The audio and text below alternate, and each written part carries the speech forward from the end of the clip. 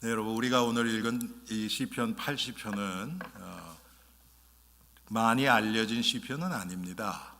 그런데 여러분, 그 시편 앞에 보면 아삽의 시 이렇게 써 있습니다. 이 시를 기록한 아삽이라는 사람과 그 아삽의 자손들이 시편을 많이 썼습니다. 시편 50편 그리고 73편부터 83편까지를 아삽과 아삽의 그 자손들이 기록한 것입니다. 그런데 오늘 본문에 나타난 그 시편 80편에 나타난 이 아삽의 시에 보면요, 하나님을 이스라엘의 목자로 또 목자와 양의 관계로 묘사를 하고 있고요. 그리고 또 우리를 포도나무로 비유해서 말씀을 하고 있습니다.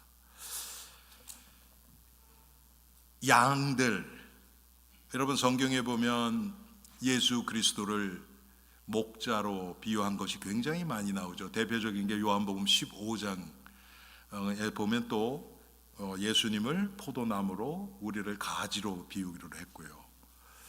예수님 스스로가 나는 선한 목자라고 얘기를 하셨고요. 양들은 나약합니다. 목자의 인도 없이는 앞을 구별하지 못하고 분별하지 못하는 나약한 양과 같은 이스라엘 백성들을 지금 여기서 양으로 비유하고 있고요. 그 얘기는 반드시 목자이신 하나님이 필요한 것을 지금 전제로 이 시편을 기록하고 있습니다.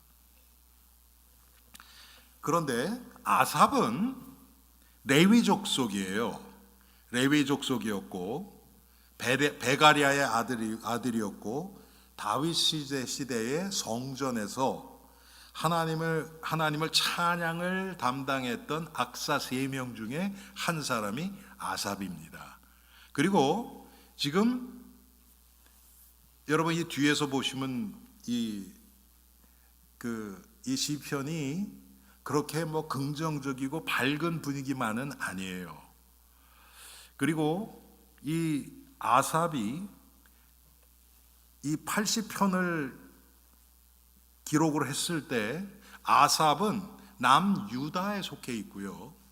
지금 이 80편에서 지금 그 예언하고 있는 그 장면은 북이스라엘이 아수르에게 멸망당하기 직전에 이 아삽의 후손들이 썼을 것이다.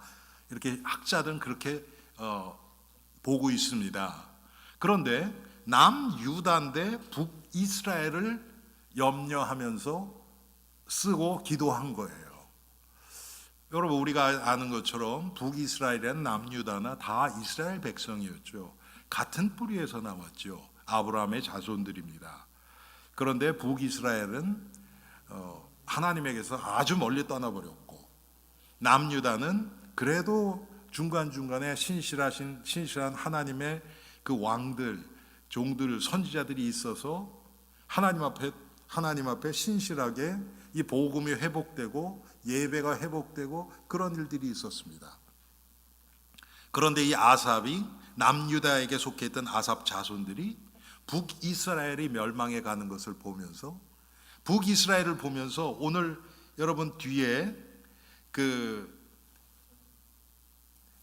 우리를 우리 이웃에게 다툼거리가 되게 하시니 우리 원수들이 서로 비웃나이다. 6절에 그랬고요. 또 13절에 보면 숲속의 멧돼지들이 상해하며 들짐승들이 먹나이다. 이런 표현들이 있잖아요.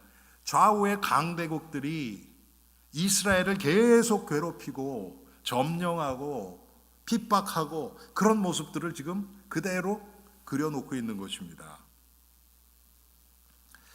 자, 이 그래서 아삽의 시 이렇게 지금 여기 써 있는데 아삽 혼자 쓴 건 아니라고 제가 말씀드렸고요. 한마디로 이 아삽은 특별히 이 시편 80편은 우리 인간의 생사화복, 흥망성쇠를 주관하시는 하나님을 지금 배경에 깔고 이 시를 쓰고 있는 것입니다. 그래서 제가 오늘 우리 인생을 주관하시는 하나님, 이렇게 제목을 잡았습니다. 오늘 1절에 보니까 요셉을 양떼같이 인도하시는 이스라엘의 목자여, 하나님을 지금 이렇게 표현하고 있습니다. 인도하시는 목자 같은 하나님으로, 요셉을 양떼같이 인도하시는 하나님이라 그랬습니다. 시편 23편 여러분 잘 아시죠? 그는 푸른 초장으로 자기 양떼들을 인도하시고 쉴 만한 물가로 인도하시는 도다. 하나님을 그렇게 목자로 표현하고 있습니다. 그러면서 요셉같이 인도하시는 이스라엘의 목자여 그랬습니다. 자, 하나님이 요셉을 인도하셨는데 하나님이 요셉을 어떻게 인도하셨습니까? 애굽으로 끌고 가셨어요. 그렇죠. 하나님의 주권이, 성경에 우리가 보면 형들이 시기에서 동생 요셉을 애굽에 팔았다고 우리가 생각하기 쉽습니다. 특별히 형들은 그렇게 생각했어요. 그래서 요셉 총리가 돼서 나중에 자기의 신분을 밝히니까 떨지요. 그렇죠. 그리고 또 그게 잊혀지지가, 요셉이 괜찮습니다. 형들 염려하지 마세요. 나를 애굽에 보낸 것은 형들이 아니라 하나님이 나를 보낸 겁니다. 이렇게 얘기하는데도 형들은 아마 위안은 조금 됐을 거예요. 그런데 그 생각이 잊혀지지가 않아요. 한마디로 얘기하면 뭐냐면 우리랑 똑같아요, 여러분. 하나님의 은혜를 받는데 하나님의 은혜가 그게 내 마음으로 체험될 때는 너무 감사하고 그러는데 조금 지나면 식어버려요. 그 생각이 싹 사라지고, 똑같아요. 형들이, 요셉이 형들이여 두려워하지 마소서, 나를 애굽에 보낸 것은 형들이 아니고 하나님이 오늘을 위해서, 우리 모두를 구원하시기 위해서 나를 보내신 것입니다. 그러면 진짜 감사하다, 하나님이 이렇게 하셨구나, 그런 마음이 계속 돼야 되잖아요. 그런데 성경에 보니까 아버지 야곱이 죽어요. 그러니까 또 와서 뭐랍니까? 요셉 앞에서 무릎을 꿇고 우리는 당신의 종들이니이다. 우리 아버지가 죽기 전에 우리를 해하지 말라고 그렇게 얘기했습니다. 막 그러면서 또 두려워하는 거예요. 여러분, 우리도 똑같습니다. 죄에 대해서. 여러분 보세요. 우리 죄에 대해서 우리가 방종하고, 죄 져도 괜찮아, 나 죄 다 사해줬으니까, 이렇게 뻔뻔하게 하라 그러는 게 아니죠. 하나님의 은혜가. 그렇죠. 그런데 하나님이 나의 모든 죄를 사하셨다는 그것조차도 잊기가 쉬워요. 우리가 죄 가운데 빠지면요, 우리 성도들의 특징이 그거 아닙니까? 죄 가운데 탁 빠지면 교회 가기 싫어요. 하나님 앞에 나오기 싫어해요. 근데 왜 또 목사 얼굴 쳐다보기 힘들어합니까? 뭐 같은 맥락 아니에요, 여러분? 그런데 우리가 은혜를 잃고 죄 가운데 빠져 있으면 예수님이 더 필요하잖아요. 더 많이 나와야지요. 더 빨리 나와야지요. 그런데 마귀는 거꾸로 생각하게 한단 말이에요.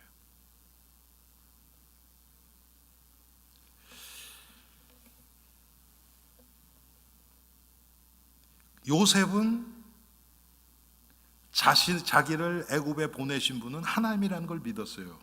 그래서 이게 하루아침에 생긴 건 아닐 거예요. 그런데 요셉이 결국은 형을 완전히 용서했지요. 조금이라도 남아있으면 여러분, 기회가 있을 때 그게 드러나죠. 우리 의지로 참는 것은요, 결국은 드러납니다. 그런데 하나님이 은혜로 왜 그래야 됐는지 그 사건을 통한 하나님의 계획이 보여지면 요셉처럼, 하나님이 나를 미리 보내셔서 우리 온 가족을 구원하기 위해서, 그런데 그 온 가족이라는 것이 결국은 열방을 구원하는 거예요. 그 목적을 위해서 하나님이 나를 미리 애굽으로 보내셨구나. 이게 믿어지는 순간 요셉은 그 다음부터 여러분 보디발 집에서 그 노예 생활할 때나 감옥에서 생활할 때나 보면 하나님이 늘 함께하는 것을 체험했어요. 왜 그렇습니까? 뭔지는 모르지만 하나님이 나를 통해서 하실 일이 있다는 것을 아는 거예요. 그게 뭔지는 몰랐어요. 총리가 될 것은 몰랐어요, 요셉도. 그런데 하나님이 그렇게 이끌어 가신 겁니다. 여러분, 하나님이 오늘 제목처럼 우리 인생을 주관하시는 하나님 그랬죠. 하나님이 우리 인생을 지금 붙잡고 지금 이끌어 가고 계시거든요. 그 하나님의 계획은 우리의 상상을 초월합니다.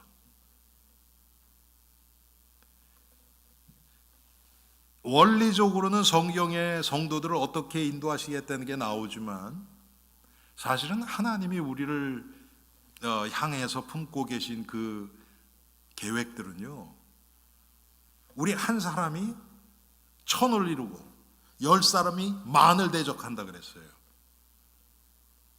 성경에는 그렇게 나와 있는데 우리는 사실은 그게 사실화가 안 돼요, 우리 삶 가운데. 왜? 너무 크니까. 그런데 그걸 믿는 자들에게는 그런 일들이 나타나요. 여러분, 천만은 둘째치고 10배의 축복은 이라도 받아보신 적 있습니까? 아니 5배라도 받아보신 적 있어요? 하나님이 하시면 그렇게 된다니까요. 그런데 우리 마음속에는 그런 것에 대한 기대감도 없어요. 왜?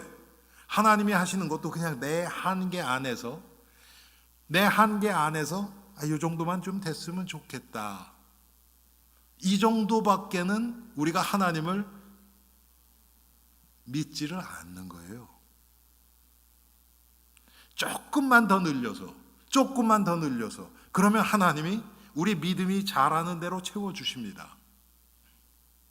그런데 그냥 나의 어떤 한계를 벗어나기 싫은 거예요. 그 안에가 제일 내가 편하니까, 지금까지 그렇게 살아왔으니까. 그래서 때때로 하나님은 그걸 완전히 깨게 하기 위해서 요셉을 아버지의 가장 사랑을 받는 그 아들의 자리에서 어느 날 갑자기 노예로 완전히 변화시킨 겁니다. 이제는 바라볼 데가 없어요. 여러분, 우리도 똑같습니다. 뭔가 기댈 때 있고, 뭔가 의지할 때 있고, 지금 우리말로 얘기하면 좀 세이브 해놓은 것도 좀 있고, 뭔가 좀 이렇게 기댈 때가 있으면 별로 그렇게 갈급해지지 않아요. 그런데 아무것도 없다. 믿었던 사람조차도 이제는 등 돌려버렸다. 그러면 여러분, 구원받은 하나님의 백성은 하나님 이거 어떡합니까? 나 이제 아무것도 없어요. 하나님 살려주세요. 이게 나올 수밖에 없어요. 하나님 원하시는 건 바로 그거예요. 다른 거 바라보고 의지하지 말고 좀 나만 좀 바라봐라. 그러면 여러분, 우리가 빨리 이럴 때는 영적으로 좀 우리가 눈치가 빨라야 돼요. 예. 다 들어먹고, 예? 하나님이 여러분 주위에서 그 영혼을 구원하시기 위해서 또 우리를 은혜 가운데로 이끌기 위해서 하시는 일들을 한번 가만히 보세요. 여러분, 욥기서 1장을 보세요. 처음에 어떤 일이 일어납니까? 재산을 건드리세요. 그렇죠? 재산을 건드려요. 그 다음에 자식을 건드려요. 그리고 부인도 떠나요. 자기 몸도 병들어요. 사람이 그만큼 이기적이에요. 나에게 직접적인 게 오기 전까지는 완전 두 손 두 발 다 들지 않습니다. 그런데 제가 영적으로 눈치 빨라야 된다는 게 뭐냐면, 망하기 전에 내가 쥐고 있는 것들, 이걸 하나님 옆에 내려놓고 주님만 바라보면 하나님이 이거 걷어가실 이유가 하나도 없거든요. 아멘? 맞잖아요, 그렇죠? 그런데 우리 얼마나 어리석습니까? 완전 바닥 드러내야 그때 이제 주님 살려주십시오, 두 손 들고 나와요.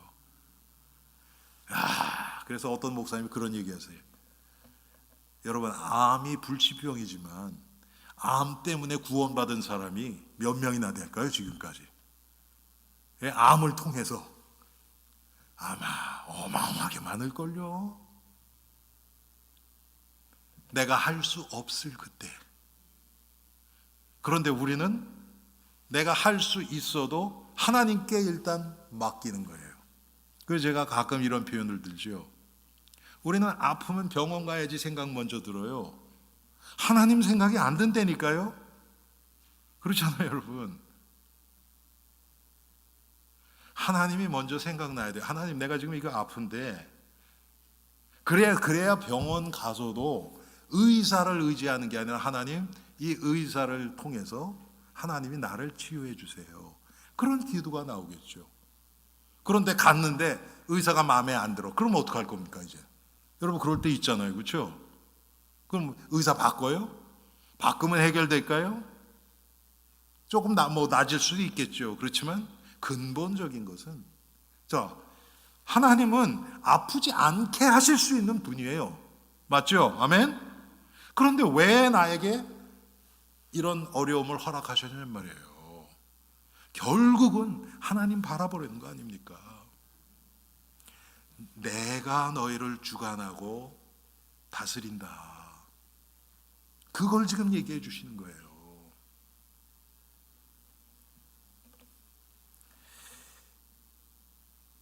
요셉을 애굽에서 인도해 내신 그 하나님의 뜻은 요셉만을 위한 게 아니에요. 요셉은 처음에 가서는 한 13년 동안 고생만 해요. 그리고 나중에 가족들을 불러와요. 그 가족을 구원하기 위해서 요셉을 불러온 것도 맞아요. 그런데 그게 다가 아니에요. 그 주위에 있는 수많은 나라 사람들이 요셉으로 인해서, 요셉의 지혜지요, 하나님이 주신 그 지혜를 통해서 기근 가운데서 목숨을 잃지 않고 살아남은 것도 사실이에요. 그런데 궁극적으로는 요셉을 통해서 예수 그리스도 메시아가 오셔야 돼요. 그 예수 그리스도 메시아를 통해서 온 인류가 구원을 받도록 하신 하나님의 계획이 여기에 숨어 있는 겁니다. 그는 그룹 사이에 좌정하신 하나님이시라고 1절에 또 말씀하고 있습니다. 여러분, 하나님은 아쉬울 게 없으신 분이에요. 모자랄 게 없으신 분이에요. 우리 없어도, 우리의 찬양, 우리가 지금 계속 찬송 불렀잖아요. 우리 찬송 없어도 하나님은 완전하신 분이에요. 그런데 하나님이 하나님의 자녀들의 찬송 받는 것을 너무 기뻐하세요. 여러분, 우리 찬송이 더 아름다울까요? 천사의 찬송이 아름다울까요? 예? 누가 더 아름다워요? 천사요? 당연한 거 아닙니까? 그런데 하나님은 우리 찬송을 기뻐하세요. 우리 찬송을. 할렐루야. 왜 그렇습니까? 하나님의 자녀예요. 우리 여기 할머니 할아버지들 많잖아요. TV나 이런 데 보면 진짜 세계적인 가수들 나와서 쫙 멋있게 해요. 그게 더 기뻐요? 손주들이 노래하는 게 더 기뻐요? 말 하나만 하죠. 손주들이, 어린 아이들이 무슨 음정 박자가 많고 음악성이 있고 그거 아니잖아요. 그렇죠? 내 핏줄인데 똑같단 말이에요. 하나님이 하나님의 형상대로 지음받은 우리들의 찬송, 우리의 예배, 우리의 경배를 받기를 기뻐하십니다. 하나님은 우리에게 관심이 있으세요. 예. 여러분, 잘하고 못하고가 아니에요. 하나님 우리 자체를 기뻐하시기 때문에. 이 하나님은 천지 만물을 말씀으로 창조하신 그 창조주 하나님이십니다. 이 하나님은 시편 99편에 통치하시는 하나님이시고요, 지금 온 우주 만물을 다스리시는, 섭리하시는 하나님이십니다. 그분이 우리 아버지예요. 여러분 기분 나쁘세요? 그럴 리가 없죠. 이게 믿어지면 이제 내 인생 끝났다. 여러분 그 끝났다는 게 이제부터는 그러니까 이제 난 놀고 먹자는 얘기가 아니잖아요. 염려할 이유가 없는. 저는 이럴 때는 제가 한국말이 영어보다 훨씬 편하거든요. 그런데 이럴 땐 영어가 더 좋아요. Worry free life. 우리 슈가 프리는 얘기 많이 하잖아요. Fat free 이런 얘기 많이 하잖아요. Worry free life. 근심하고 상관없는 그런 삶. 할렐루야. 이게 믿어지면 창조주 하나님, 통치자 하나님, 그런데 그 하나님이 우리를 자신보다도 더 사랑하시는 그 하나님. 할렐루야. 그래서 여러분 우리의 이것을 깨달은 우리의 믿음의 선조들이 여러분 찬송가에 보면 낭패와 실망 당한 후에 예수께로 나옵니다. 그럴 수 있는 거 아닙니까? 아멘. 그래서 우리는 절망하고 낙심할 이유가 없는 거예요. 주님 앞에 나가면 되는데. 그런데 아까 말씀드렸던 것처럼 마귀가 낙심하고 절망할 상황 되면요, 예수님 생각 안 나게 해요. 그래도 조금 문제 수습되고 교회 나가야지, 이렇게 생각 들게 한다니까요. 조금 내 감정 좀 가라앉히고 나가야지. 그래서 과거에 제가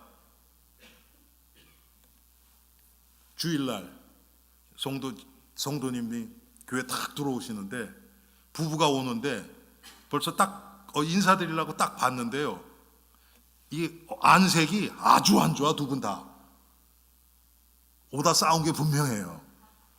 그러더니 쑥 돌더니 그냥 나가시더라고. 왜? 너무 이제 막 이러니까. 여러분 그 속은 겁니다. 그럴 때일수록 더 빨리 들어와야 돼요. 아멘. 그래야 은혜 받아야 그게 해결이 될 거 아닙니까? 그런데 마귀는 거꾸로 생각하게 하거든요. 창피해서 어떻게 해. 여러분 우리는 거꾸로 생각하게 만들어요. 마귀가. 속지 마세요. 여기에 낭패에 실망 당해도 아주 기쁜 일이 있고 뭐가 잘 돼도 우리는 주님 앞에 나오는 겁니다.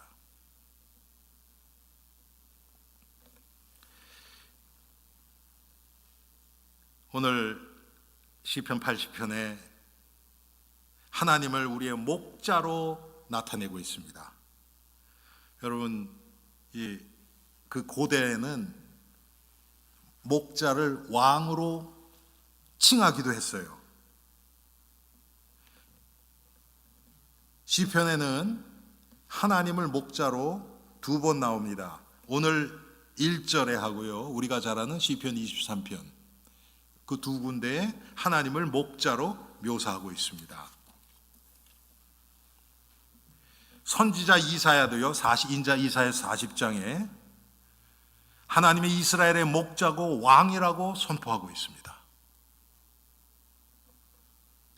그는 목자같이 양떼를 먹이시며 어린 양을 그 팔로 모아 품에 안으시며 젖먹이는 암컷들을 온순히 인도하시리로다. 여러분 이게 다 무엇을 상징하겠습니까? 왜 하나님을 목자로 그렇게 묘사를 했을까요? 결국은 우리의 구원을 위해서 성경은 쓰여져 있잖아요. 그 답이 요한복음 10장에 나옵니다. 14절 15절. 이 목자가 우리를 위해서 구원하기 위해서 이 세상에 오셔서 양들을 위하여 목숨을 버리신 예수 그리스도의 대속의 죽음을 나타내기 위해서 하나님을 목자로 지금 묘사하고 있는 것입니다. 나는 선한 목자라. 나는 내 양을 알고 양도 나를 아는 것이 아버지께서 나를 아시고 내가 아버지를 아는 것 같이 나는 양을 위하여 목숨을 버리노라. 이 양으로 묘사된 것, 시편과 구약의 모든 것들, 이것이 결국은 이 우리의 우리의 목자, 우리를 위해서 생명을 내어주신 목자이신 예수 그리스도를 나타내기 위해서 지금 구약에서부터 쫙 요새 빌드업이란 얘기 많이 하죠. 계속 이렇게 전개해 나오는 겁니다. 그 목적을 위해서.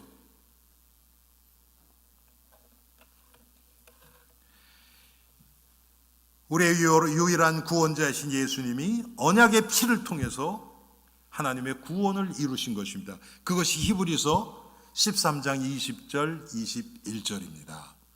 양들의 큰 목자이신 우리 주 예수를 영원한 언약의 피로 죽은 자 가운데서 이끌어내신 평강의 하나님이 모든 선한 일에 너희를 온전하게 하사 자기 뜻을 행하게 하시고, 하나님의 뜻을 행하게 하기 위해서 그 앞에 즐거운 것을 예수 그리스도로 말미암아 우리 가운데서 이루기를 원하노라.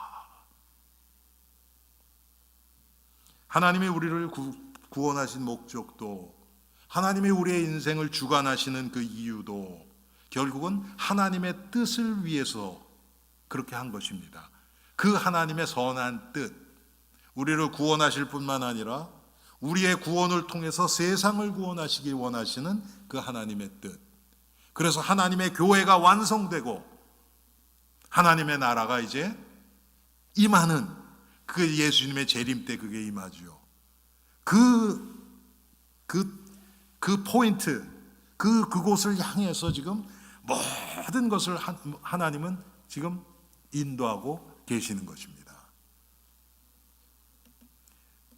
참 우리는 좀 그렇죠. 이렇게 큰 그림을 보면 작은 거는 무시하기가 쉽고, 또 너무 작은 것만 들여다보고 있으면 전체를 보지 못하고, 참 우리 인간은 너무 제약된 인간인 것 같아요. 그래서 이 두 개를 다 같이 볼 수 있어야 서두르지도 않고 게으르지도 않고 오늘 주시는 은혜를 통해서 하나님의 큰 계획 안에서 오늘 주신 그분을 담당하고 나갈 수 있는 것입니다. 어떤 분들은 큰 은혜만 사모하시는 분이 있어요. 내가 몇십 년 전에 하나님이 이런 큰 은혜를 주셔서 그런 은혜 또 받아야 되는데 평생을 그거 가지고. 우리 지난주에 박병준 목사 왔잖아요.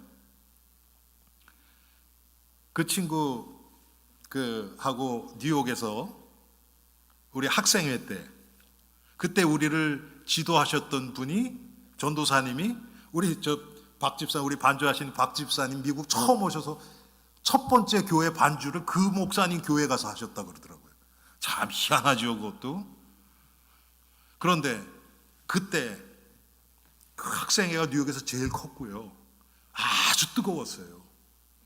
정말 막 열심히 했고 막 그랬는데, 그때 중등부였던, 그러니까 뭐 저희들보다 한 서너 살 밑에 아이들이요. 지금은 뭐 다 60 넘었어요.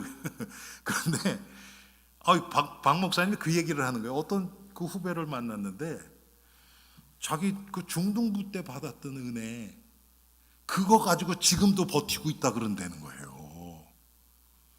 아니 그게 벌써 한 50년 다 돼가거든요. 여러분, 그러면 그게 되겠습니까? 무슨 신앙생활이 그게 되겠습니까? 근데 그런 성도들이 의외로 많아요. 왜요? 뭔가 큰 거, 뭐 이따만한 거, 그거 달라고 계속 떼쓰고 있거든요, 하나님 앞에서.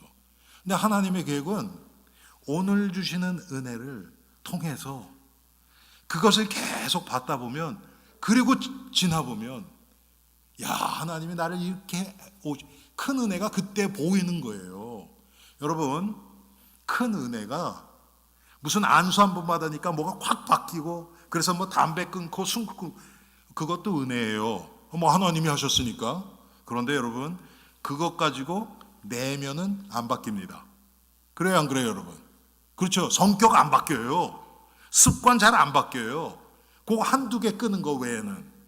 그런데 진짜 큰 은혜는요, 우리 안에 전체적으로 나타나는 변화예요. 그런데 이것은 겉으로는 잘 드러나지 않아요. 우리 인생 속에 얼마나 많은 부분들이 있습니까?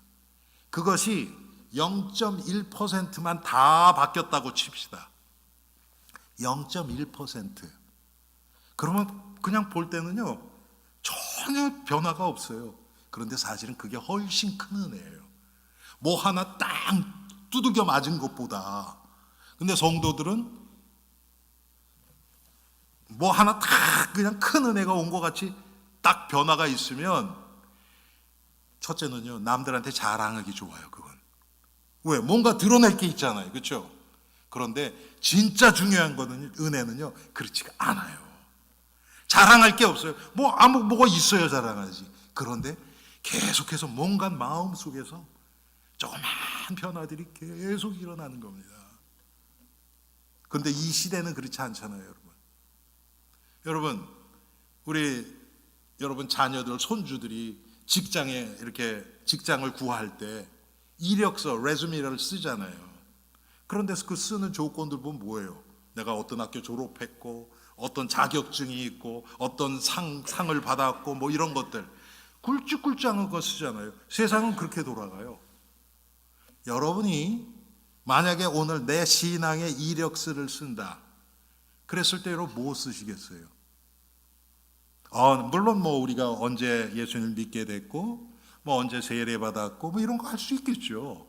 그런데 그거보다도 구체적으로 내가 은혜 받은 그 하나님이 내 인생 속에 하신 일을 기록한다고 했을 때는요, 뭐 어떤 부흥회 때 어떤 목사님을 통해서 은혜 많이 받았다 쓸 수는 있어요. 그게 세상식이니까 그게. 그런데 하나님은 별로 그런 데 관심 없으세요. 그것은 그런 어떤 큰 충격을 통해서 우리의 내면을 바꾸시기 위한 시작에 불과할 뿐이에요. 맞죠, 여러분? 그래서 우리 생활 습관이 바뀌고 우리의 사고가 바뀌고, 문제를 바라볼 때 과거에는 염려부터 와요. 여러분 우리 그럴 때 있죠. 어떤 얘기 딱 들으면요 부정적인 생각부터 탁 드러나요. 그거 될까? 이런 생각부터 든단 말이에요. 그런데 은혜를 받다 보면요, 그래 지금 이게 잘 안 될 것 같은데, 그런데 하나님이 왜 이런 문제를 허락하셨을까? 이렇게 바뀌어가는 것이 사실은 훨씬 큰 변화라는 것이죠. 그런데 많은 성도들이 그런 건 별로 관심이 없어요. 왜? 자랑할 것도 없고요, 간증할 것도 없어요. 그거는. 그런데 여러분 하나님 쪽에서 한번 보세요. 그리고 제가 뭐 저보다도 연세 많으신 분들이 많지만 지금까지 제 인생 속에 신앙생활하면서 정말 지금 와서 좀 결론적으로 조금씩 맺어지는 게 그거예요. 뭐 제가 우리 성도님들한테는 여러 번 말씀드렸죠. 제가 뭐 어렸을 때부터 신앙생활을 하면서 수많은 성도들을 보면서 자라왔습니다. 우리 교회에서도 수많은 성도들이 거쳐갔고요. 그분들이 계속 뭐 1, 2년이 아니고 적어도 10년, 20년을 통해서 봤을 때 정말 하나님 앞에서 하나님의 은혜로 내면의 변화가 되어 가시는 분들을 찾기는 사실 쉽지는 않아요. 그런 분들은 점점 성숙해져요. 믿음이. 그런데 더 많은 부류의 사람들은 신앙생활을 하면서 나이 들면 들을수록 죄송합니다 이런 표현을 해서 고집만 세져요. 자기 기준만 더 강화돼요. 예수님의 모습하고는 점점 멀어져요. 쉽게 얘기하면요, 더 많은 사람을 품을 수 있어야 되잖아요. 근데 이건 하루아침에 안 돼요. 그렇죠, 여러분? 나의 지금 생각이나 이게 사고가 얼마나 더 넓어지면서, 여러분 이 기준, 복음의 핵심을 타협하고 포기하라는 건 절대 아니에요. 이거는 더 강화되는데, 나랑 다른 사람을 품을 수 있는가? 이것은 쉽지 않아요. 예수님은 우리 같은 죄인들도 품으셨어요. 저는 항상 예수님 생각하면서 제가 마음속으로 이렇게 좀 자책되고 회개가 되는 게 뭐냐면, 예수님 주위에 여러분 죄인들이 들끓었어요. 죄인들이. 근데 여러분 주위에는 어떻습니까? 조금 나랑 기준이 안 맞고, 세상 말로 얘기하면 좀 매너가 없고, 예? 조금 말도 거칠게 하고 막 그런 사람들은 여러분 좀 꺼려 하잖아요, 보통. 예수님도 그러셨을까요? 아니에요. 약해서 마귀에게 붙들려서 그렇게 살아갈 수밖에 없었던 그런 인생들은 예수님이 품으셨어요. 세리와 창기들, 고아와 과부들이 예수님 주위에 들끓었어요. 여러분, 이것은 시사하는 바가 큽니다. 우리에게 우리를 끝까지 품으신 목자 되신 예수님, 이분이 지금 우리 인생을 인도하시는데 그 예수님을 닮아가도록 인도하고 계시는 겁니다. 할렐루야. 또 8절부터 19절까지 보면 이스라엘을 하나님의 돌보시는 포도나무로 비유하고 있습니다. 여러분, 이스라엘을 포도나무에, 하나님을 그 농부에 비유해서 말합니다. 신약에도 그런 표현이 나오죠. 어떤 농부가 포도나무를 경작을 합니다. 열매가 없어요. 그랬더니 주인이 그거 잘라버려라. 주인이시여, 나에게 1년만 더 기회를 주세요. 내가 열심히 땅을 파고 거름을 주고 그래서 열매를 맺으면 얼마나 좋겠습니까? 그렇지 않으면 그때 잘라도 됩니다. 여러분, 그게 농부의 마음이에요. 어젠가 그저께인가 저희 집사람이 무슨 이렇게 교회에 이렇게 같이 얘기하다가 우리 옆에 요 지금 창문 밖에 있는 여러분 이렇게 나무들이 있잖아요. 그게 이제 다 죽어가요. 그래서 어떨 때 보면 한쪽은 이렇게 잎사귀들이 많은데 한쪽은요 막 이렇게 죽고 거무줄 끼고 막 그래. 그 가지들이 그 마르고 막 그러는 거예요. 그래서 이걸 어떻게 할까? 뭐 병이 들었나? 그래서 제가 우리 이 잔디 깎고 하시는 분, 그분들이 이제 그런 회사를 하시는 분이니까 여쭤봤더니 그게 아니고 나무도 늙어서 그렇대요. 나무도 늙어서. 우리는 나무는 그냥 영원할 것 같이 생각하잖아요. 그렇지가 않다는 거예요. 그래서 저거를 하려고 그러면 그냥 뽑아버리고 딴 거 심는 게 나을 거라고 그렇게 얘기를 하더라고요. 여러분, 열매 맺지 못하면 추해져요. 우리도 똑같습니다. 여러분, 신앙생활을 하면서 내가 받은 은혜가 흘러나가야 돼요. 흘러나가야 돼요. 그래서 다른 사람에게, 그래서 저는 영적인 영향력이라는 말을 굉장히 좋아합니다. 내가 뭐 말로 막 하는 게 아니고 사람과의 관계에서 영적인 영향력이, 복음의 빛이 얼마나 지금 퍼져나가고 있는가, 선한 영향력이. 여러분, 사실은 그게 하나님이 기뻐하시는 거예요. 과거에 제가 아는 분이 이제 그런 게 있었어요. 어떤 분이 있는데 참 교회에서 믿음이 좋아요. 막 열심히 희생도 하고 막 열심히 하시는 분이 있고요.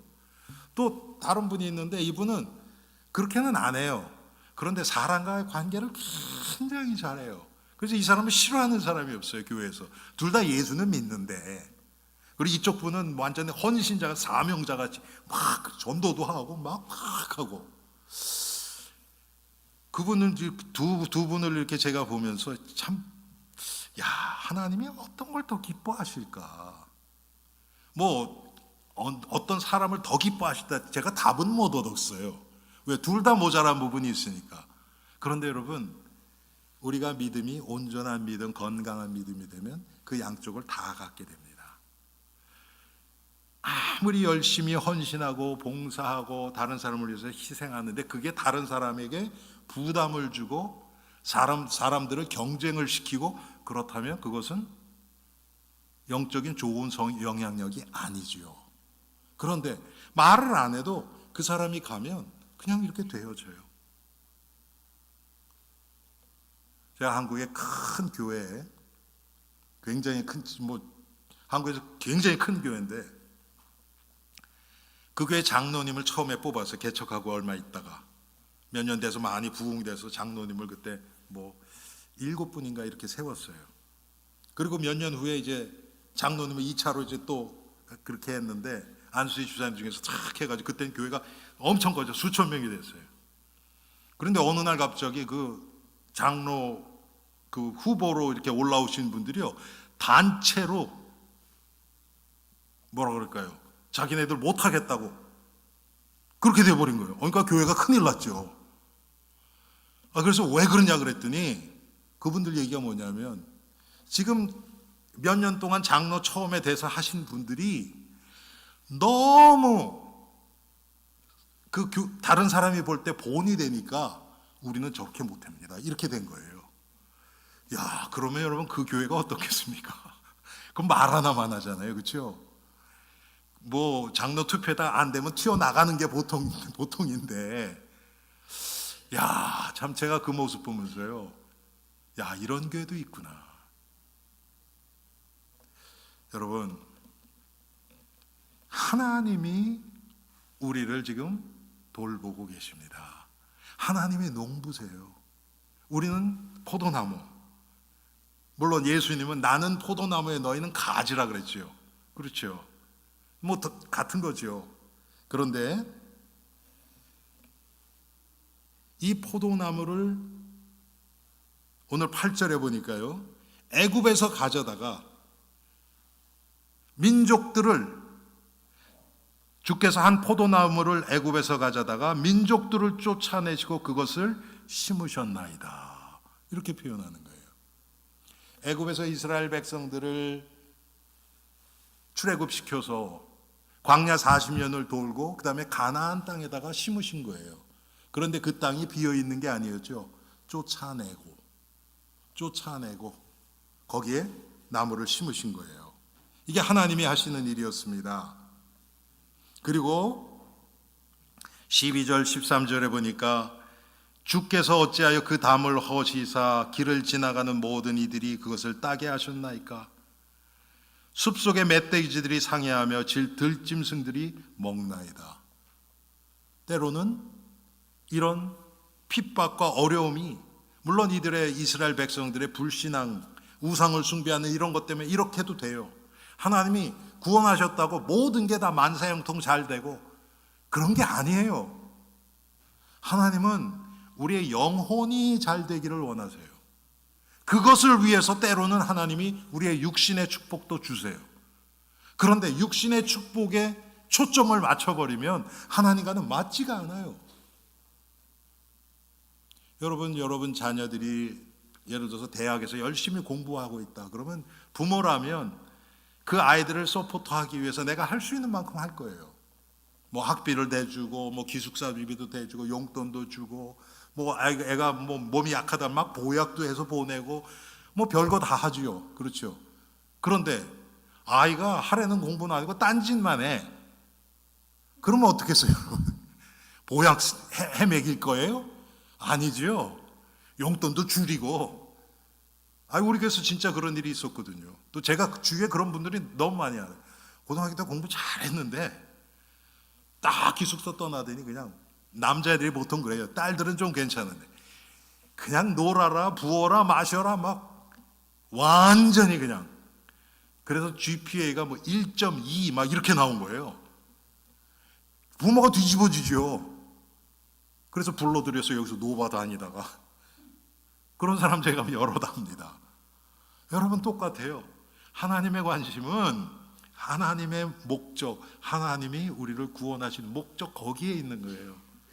우리가 그 뜻대로 살아가게 하기 위해서 하나님이 모든 것을 다 동원하시는 거예요. 그런데 이스라엘 백성들이 그러지 못했죠. 여러분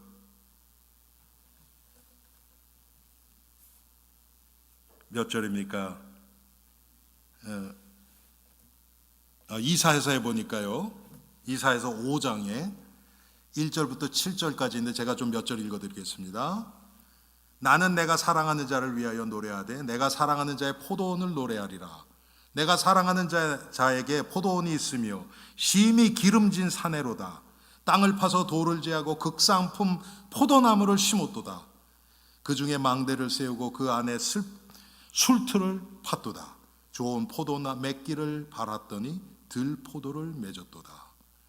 예루살렘 주민과 유다 사람들아 구하노니 이제 나와 이 내 포도원 사이에서 사리를 판단하라.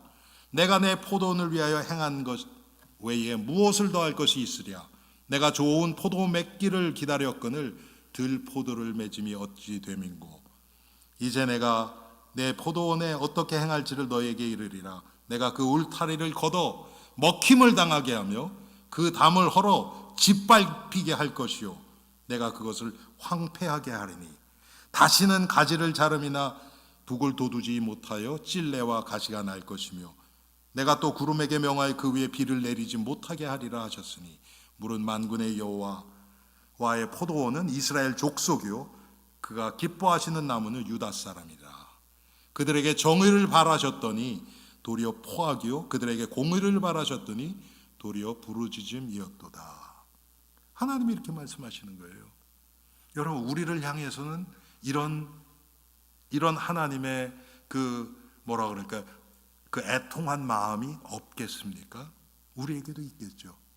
그런데 우리가 낙심하지 말아야 될 것은 뭐냐면 하나님은 우리의 이 인생의 과정 가운데서 이런 일들이 일으키세요. 그것이 바로 하나님이 우리를 인도하시는 방법이라는 거예요. 그래서 우리는 잘못 생각하면 많은 성도들이 그렇게 생각해. 문제나 고통이나 이런 거 안 좋은 거다 빨리 없애야 된다고 생각을 하는데 그게 아니에요. 그게 아니고 그게 하나님이 우리를 사랑하시고 그게 하나님이 우리를 인도하시는 방법이라는 거예요.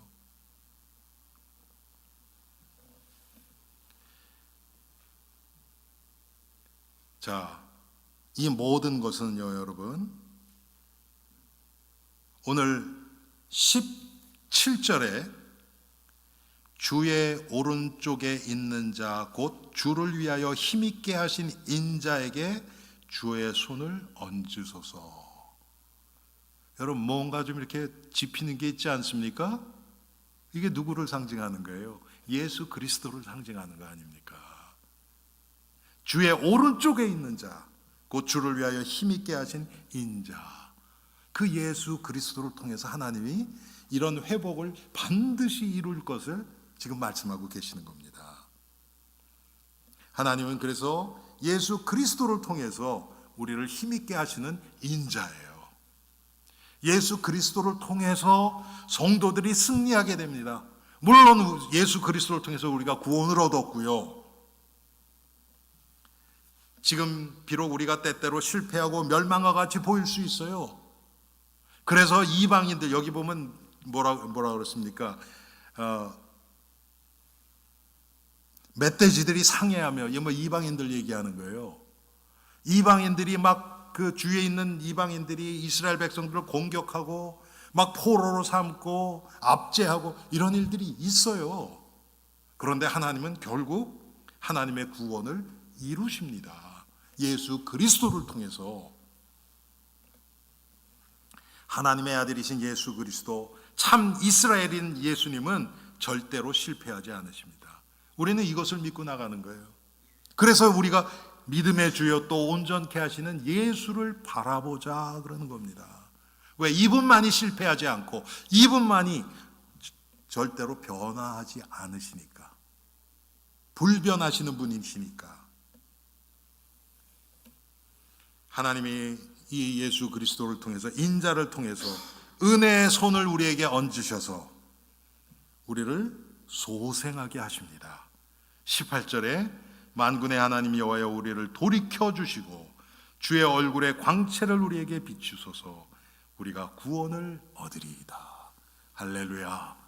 여러분, 오늘 예수 그리스도를 통해서 하나님의 주시는 은혜의 광채가 우리 모두에게 풍성하게 임하기를 주님의 이름으로